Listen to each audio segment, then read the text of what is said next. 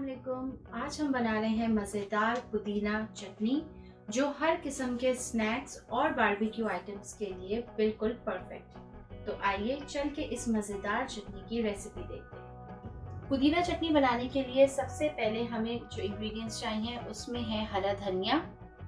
अगर आपको ज़्यादा चटनी बनानी है तो आप हरे धनिया की क्वांटिटी ज़्यादा भी कर सकते हैं। मैंने तकरीबन 1 गड्डी हरा धनिया लिया है।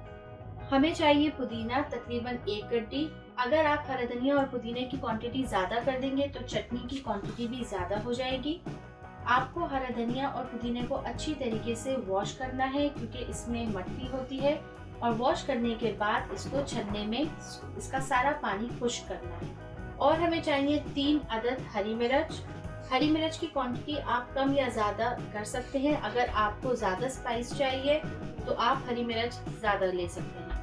और हमें चाहिए 1 अदद टमाटर और हमें इसमें चाहिए लहसुन। मैंने तकरीबन 8 से 9 जवे लहसुन के लिए हैं। चटनी में जो सूखे मसाले यूज़ होंगे उसमें से है सबसे पहले तकरीबन 1 टीस्पून के करीब है चाट मसाला, 1 टीस्पून के करीब है आमचूर पाउडर और है 1 टेबलस्पून के करीब सफ़ेद जीरा जिसको मैंने पैन में हल्का सा रोस्ट कर लिया है।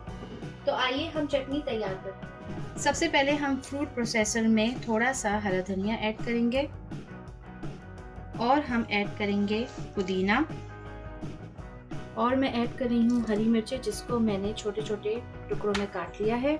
और साथ ही हम इसमें ऐड करेंगे टमाटर, इनको भी आप छोटे छोटे टुकड़ों में काट लें। अब हम इसमें ऐड करेंगे लहसुन। सूखे मसाले में सबसे पहले हम ऐड कर रहे हैं ज़ीरा जिसे मैंने हल्का सा रोस्ट कर लिया था। और इसमें हम ऐड कर रहे हैं थोड़ा सा आमचूर पाउडर, थोड़ा सा चाट मसाला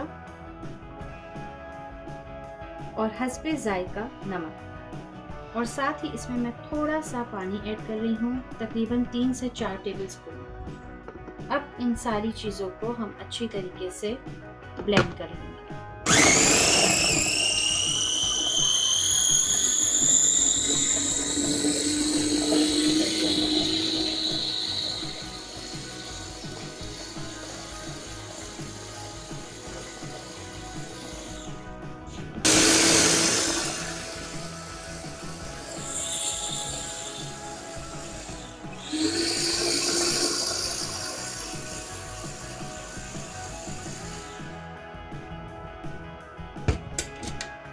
चटनी अच्छी तरीके से ब्लेंड हो गई है और इसमें बहुत ही अच्छी हरी धनिया, पुदीना और लहसुन की खुशबू आ रही है।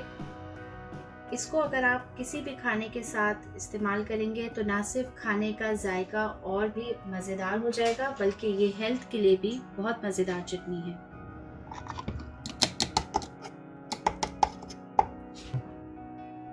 आप चटनी की कंसिस्टेंसी देख सकते हैं, ये कितनी अच्छी गाढ़ी बनी है।